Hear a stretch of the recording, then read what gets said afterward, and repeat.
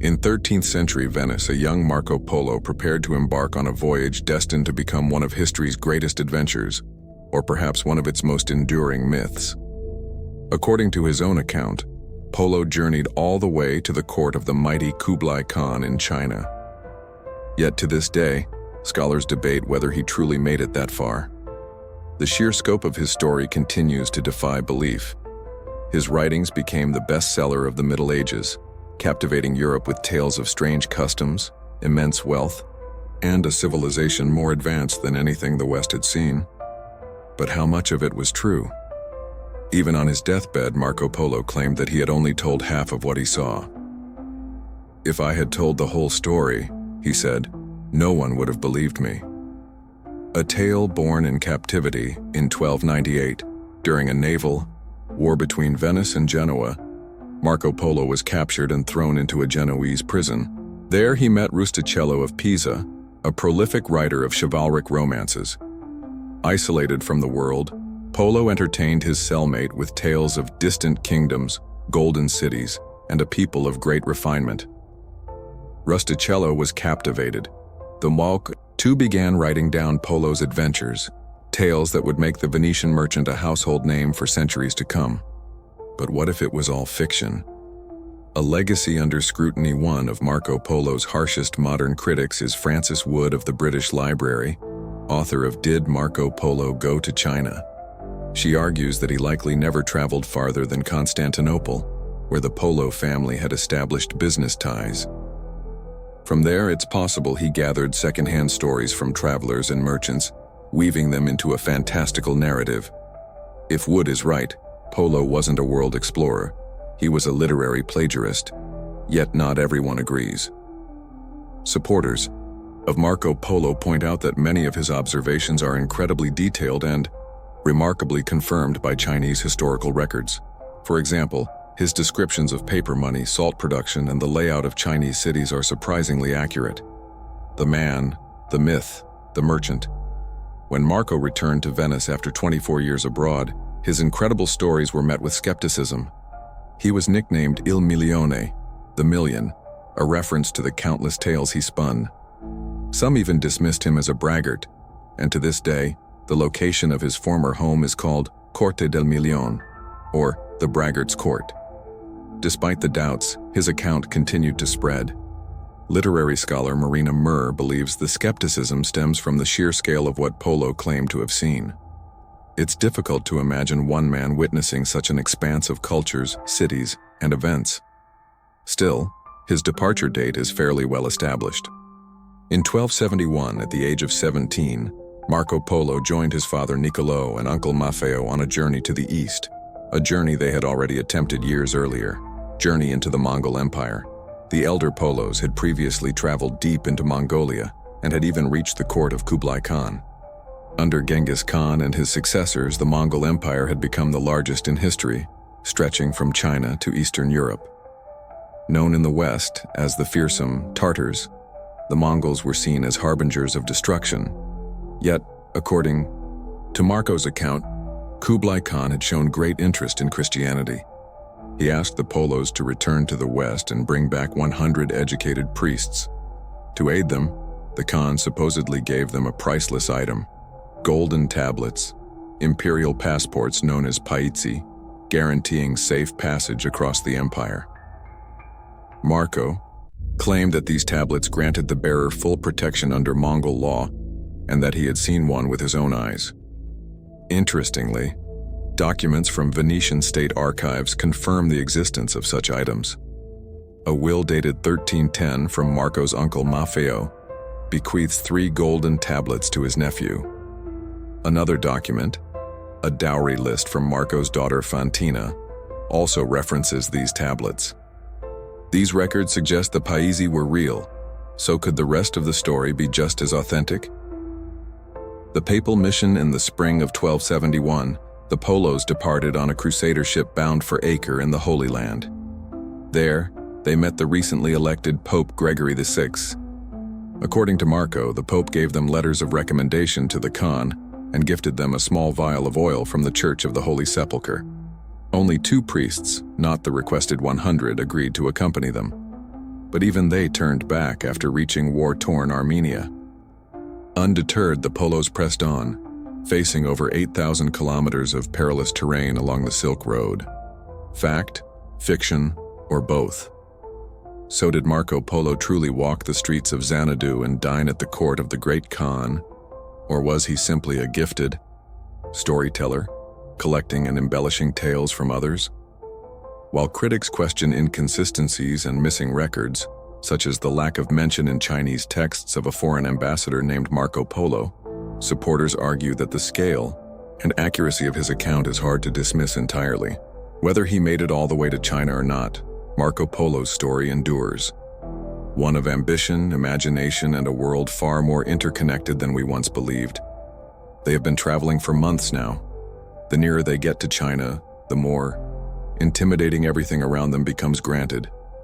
There is the Pax Mongolica, a kind of official protection for merchants. But what is this worth out here?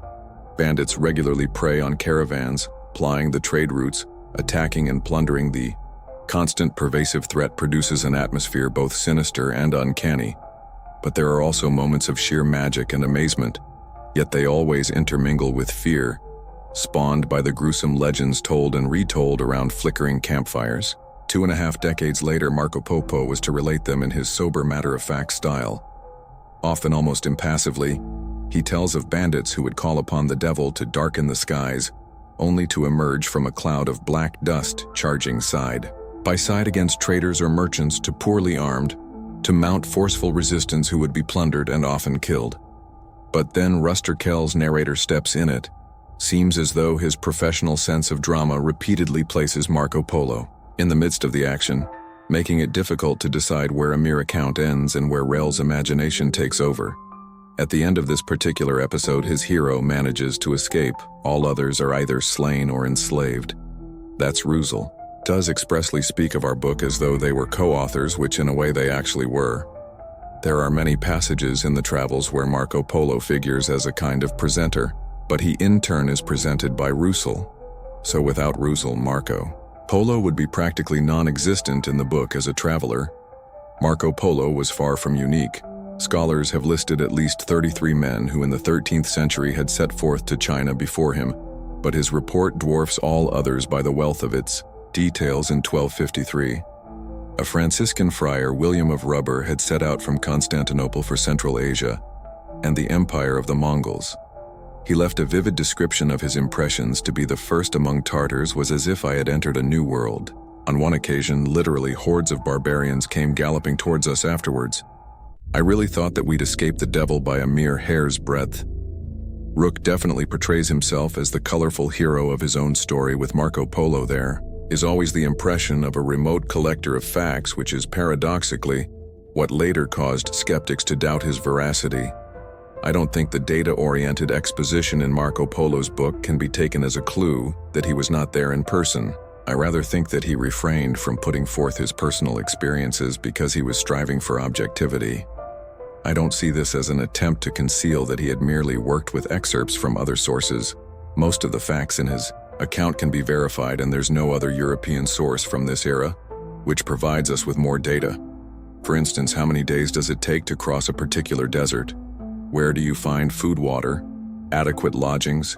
Pick up the travels of Marco Polo and you'll easily find a practical answer.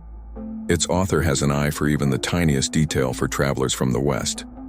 He writes the Taklamakan, so hostile to life, is the last great obstacle to the Middle Kingdom if you try to cross it from one end to the other. He tells Rusty Kell the journey would take a whole year.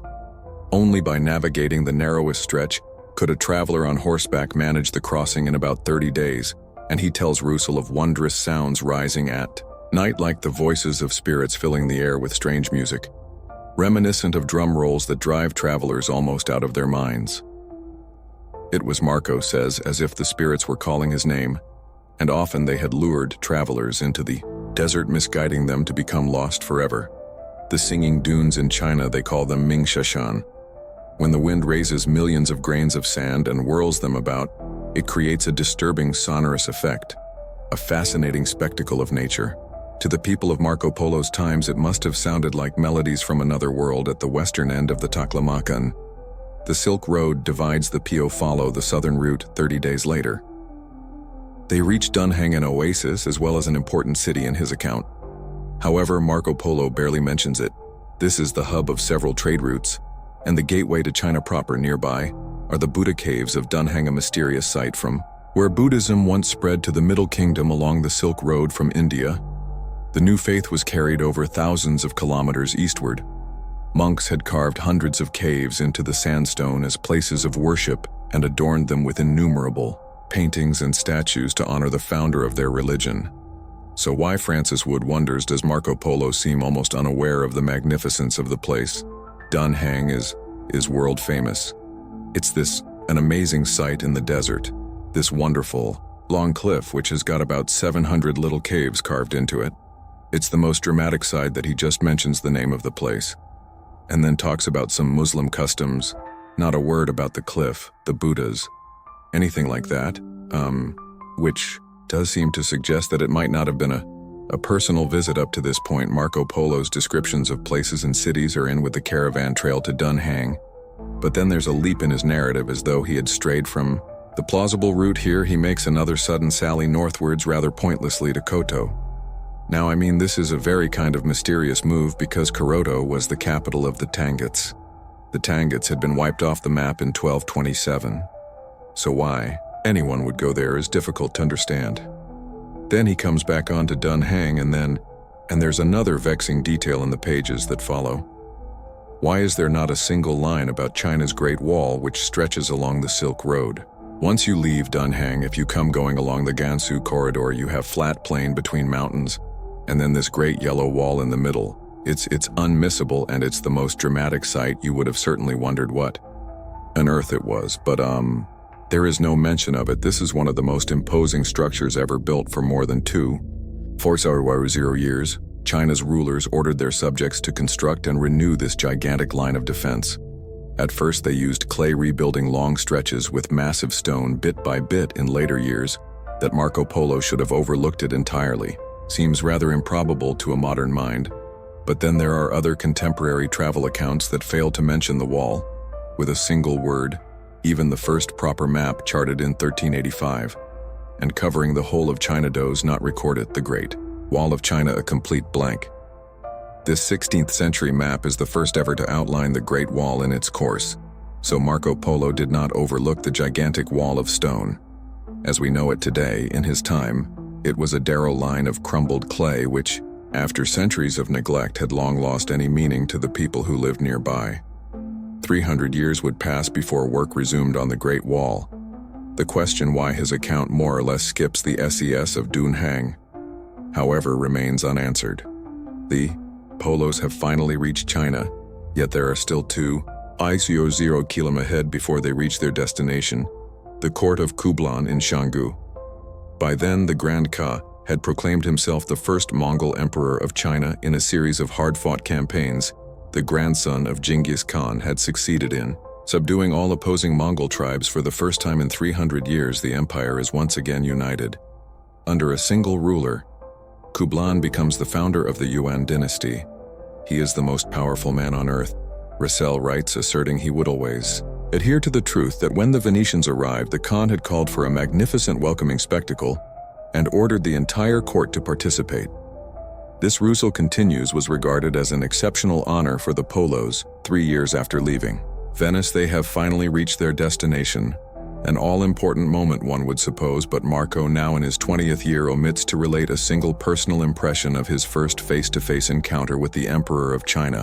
Whatever he might have felt or thought, he kept to himself. His story is the stuff of epics, and film producers readily pounced on it. Numerous stars have portrayed Marco Polo as a dashing hero, an adventurer who overcomes any danger, gains the friendship of the Emperor, and returns home laden with riches. But in his account, Marco Polo declines to seek center stage for him. The true hero of his tale is the great Kublai Khan. According to Marco, on New Year's Day, more than 100 magnificent white horses were presented to the ruler, an incredible number that makes even the loyal Russell doubt his cellmate's sincerity. But Marco's admiration for the KH is boundless to him. He is a ruler who defies comparison, be it in terms of power or of wealth. Each year on the 28th of September, Marco says the KH would celebrate the date of his birth by donning garments covered entirely with small plaques of gold. In attendance were 12 nobles and knights from throughout the realm wearing gowns to match those of the emperor in fashion and color, displaying belts of gold indicating their rank. Some of these garments, Marco insists, were embroidered with gemstones and pearls worth more than 10,000 Byzantine.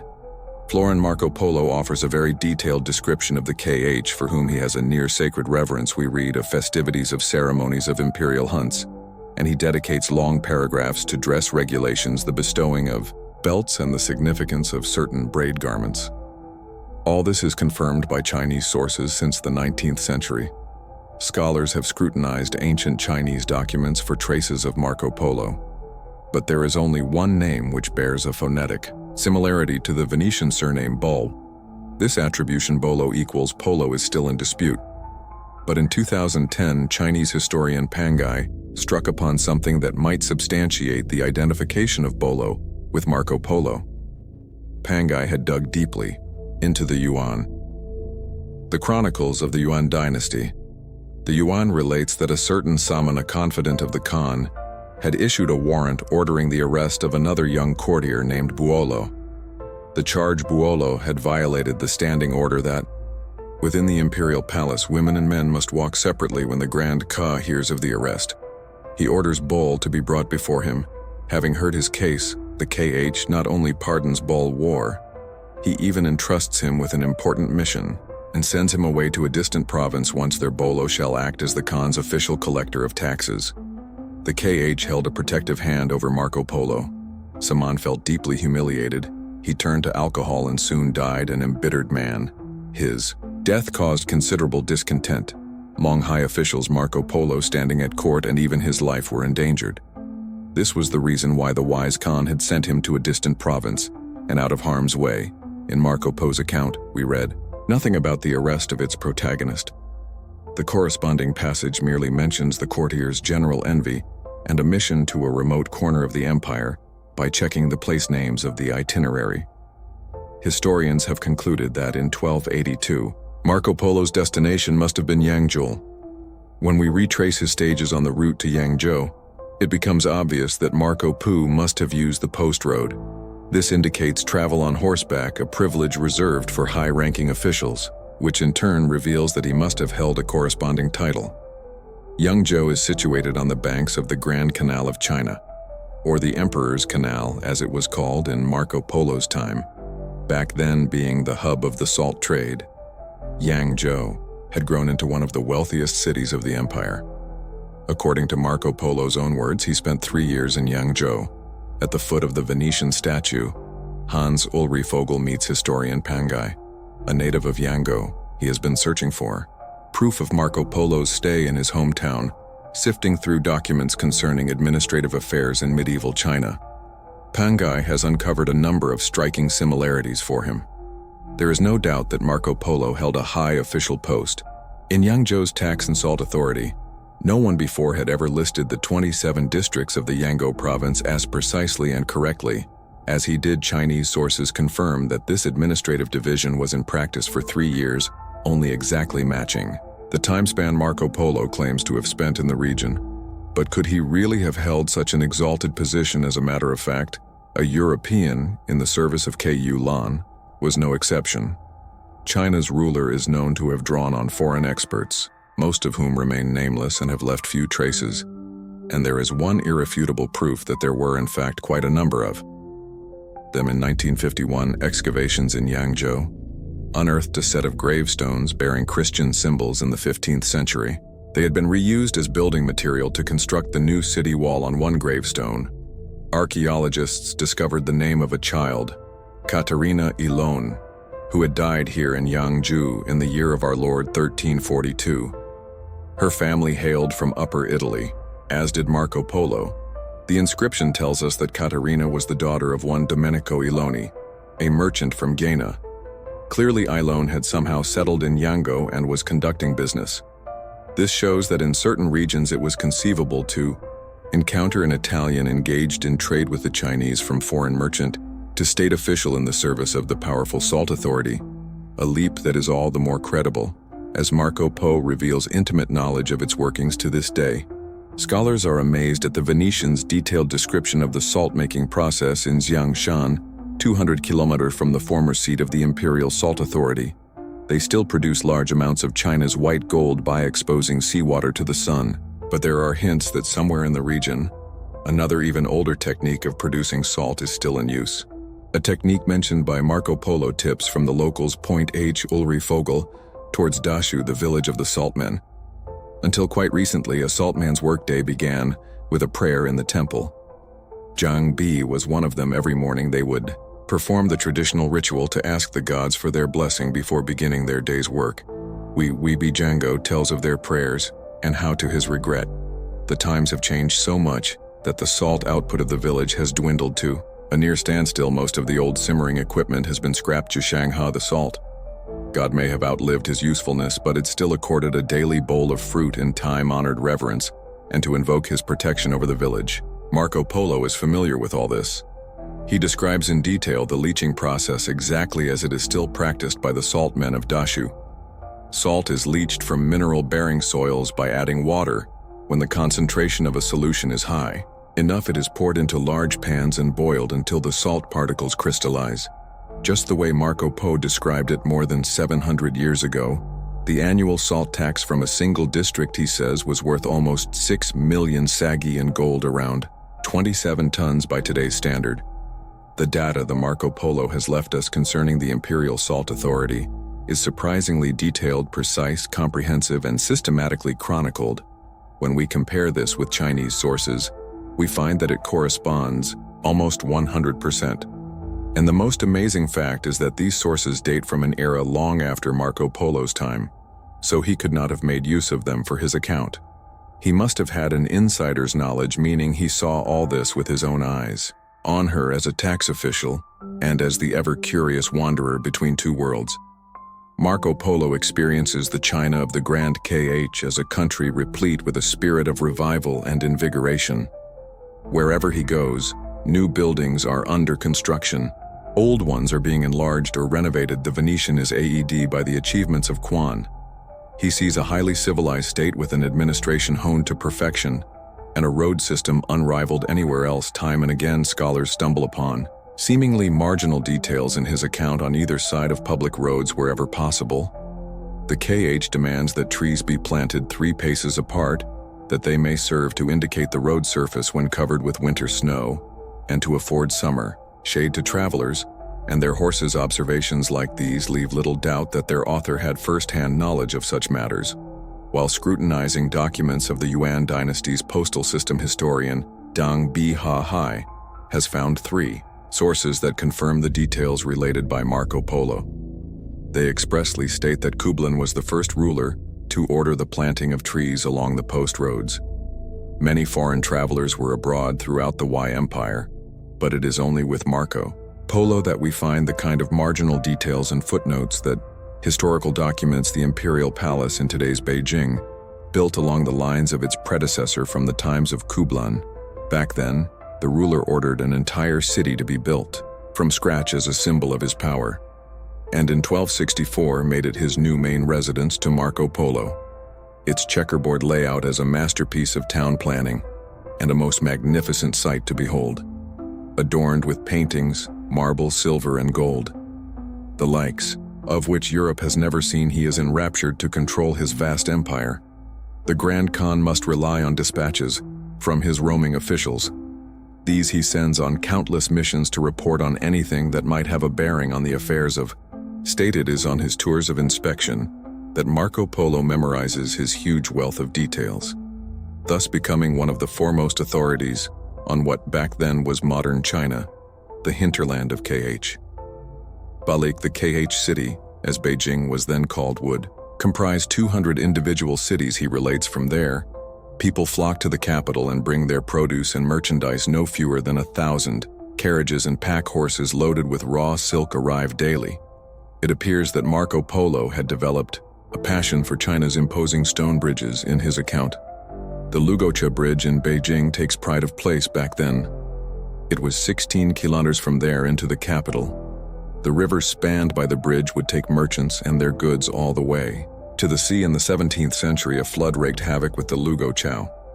It had to be rebuilt, but the measurements Marco Polo quotes still apply: 300 PES long and 8 paces wide. There's no other bridge in the world like it. He would tell Roussel. We still find construction elements from Marco Polo's time. For instance, these parapets, which he describes in great detail. He talks of stone pillars, each one towed by the statue of a lion between the columns, are horizontal stone slabs. He explicitly states that prevent people from falling into the river. Marco Polo, it may be important to add, is the only non-Chinese author who left such an elaborate description of this particular bridge in the harbor of Quanzhou. Marco Polo makes special note of the unusual construction of the pylons of the local bridge. Both ends are tapered like the bow of a ship facing upstream and downstream, because he writes at very high tides there is upstream flooding from the sea to the interior. Scholars say only someone actually present would be interested in information such as this. To the Venetian, the empire of the Mongols is a land of wonders, one being paper money, still unheard of in Europe. With a piece of paper such as this, Marco tells us to Kell, he had bought goods everywhere without the slightest problem. The Mongols produced it from the bark of mulberry trees. And he adds that anyone refusing to accept such a paper as legal tender is liable to face the death penalty. As a specialist in medieval Chinese finance, Hans Ulrich Vogel knows the contemporary sources referring to paper money some 20 years before Marco Polo. A monk compared its texture to cotton. Marco Polo again provides an additional detail. He describes the process used to produce the paper for their currency. Using mulberry fiber, Frankfurt, Germany, lab experts at Goethe University have been asked to examine a priceless specimen of Chinese paper money issued in the 14th century to ascertain its basic raw material. Since the monetary system of the Yan dynasty had worked so well, it was adopted by its successors more or less unchanged. It is the first time a detail from Marco Polo's account is subjected to scientific scrutiny. Will he be faulted on his claim that the Chinese used the membrane between the bark and the wood of the mulberry tree? A tiny sample, 1.5 millimeter thick, almost invisible to the eye, is removed from one edge of the note and prepared for analysis. The result is conclusive. The membrane shows an irregular structure and permits light to pass through unevenly, a defining feature of mulberry fiber. So can it really be that Marco might have lifted all this from other sources or assembled it from hearsay? As skeptics continue to assert, he goes on to state the size and the street value of particular notes, their equivalent in gold of a 3% Sir tax for exchanging withered notes, and he mentions inflation. Scholars have put his data to the test, comparing them with information from 8 other sources. Marco Polo has dedicated an entire chapter to China's paper money, and if we analyze its content against what other Western Arabian and Persian authors have written, we see at first glance that it was Marco Polo who gave the most detailed, precise, and comprehensive data about old paper money that has ever reached Marco Polo experiences. China as a modern country, a land of prosperity, details about local peculiarities and mundane curiosities are as noteworthy to him as the consummate organization of the vast empire. However, the wealth of details in his account are oddly counterbalanced by much of what he adds. For instance, there is not a single line about printing then still unknown in Europe, nor of Chinese script, the curious custom of binding the feet of noble women, or the ceremonial ritual of preparing tea. Such omissions still divide scholars into believers and detractors. Yet even Frances Woodall, though she remains skeptical that Marco Polo ever did go to China, acknowledges the importance of his account. The good side about the whole controversy is that it does allow people to carry on looking in different ways and looking at the medieval world, and that it's really provoked a lot of study, which is great. And I think what is important is that Marco Polo's book really brought China to Europe, and really that's all I've ever wanted to do in this book and any other, is to bring China to Europe so that people can understand it better in Marco Polo's day. Not only far away, China is a blank spot on the map of his European contemporaries. Next to nothing is known about the countries east of Persia. Marco Polo is the first who endeavors to fill the gap. No one before has traveled so widely, seen so much, and brought back stories that often border on the bizarre. One day in jail, he confides a tale from the province of Tibet. He describes a most curious custom the locals would act with traveling merchants. Initially, even trusty Russell is reluctant to believe this story. Under no circumstances would a Tibetan man marry a virgin. According to Marco, a girl was obliged to have had sexual intercourse with a number of men lest she be regarded as worthless. Therefore, Tibetan mothers would approach men of passing caravans to sleep with their daughters, assuring obliging men they could enjoy the tryst as long as they wished. All that was expected in return was a modest trinket, which strung up and worn as a necklace would testify to the girl's amorous skills in the eyes of Tibetans. The girl with the most trinkets would make the most desirable bride and be blessed by the gods. This rather frivolous tale has been credited to the fertile imagination of Rustikel, who lets the episode end on that note in some versions of the travels. However, it is missing altogether. There are about 150 versions of the original manuscript. Some vary greatly in their content as well as in their wording. For instance, in the Latin translation by Pipino Dalla, a Dominican monk, the premarital custom is viewed very differently in Pino's words. It is a despicable habit that originated from idolatry. Pino certainly ordered many aspects of the text to accord with the more of his Dominican order. He intervened with the basic structure of the account and edited a number of passages, such as the one about the so-called Tibetan guest prostitution in the Franco-Italian version. This passage is told with an unmistakable wink of the eye, whereas Pipino adds a commentary stating that this custom was utterly apparent. So Pipino adapted the text to suit his Christian morals. Marco Polo, too, is a man of the late Middle Ages and their prevailing beliefs, but his account shows him to be surprisingly open-minded and ever curious. His attitude towards Buddhism, for example, is one of explicit tolerance, and he admires the policy of Kublai Khan, who had elevated the teachings of Buddha to be the prominent faith in his empire, whilst tolerating the worshipping of other gods. Marco remains a faithful Christian, enjoying the Khan's individual protection, but finally he senses that the time has come to depart. The Grand Khan is now an old man, and since no one could predict which turn events might take after his passing, Marco's father and his uncle strongly argue for their departure. This coincides with the arrival of 3 barons from the far west of the empire, who had arrived to ask the Khan to send a princess as a bride for their ruler Aaron. Their names, as Marco relates them, were Olai Ausa and Koya. He tells Russell the Khan had chosen young Princess Kokachin and asked the Venetians to escort her on a ship's passage to Persia, and thus began their return journey home. So is the story of the bridal escort, the final touchstone of Marco Polo's credibility.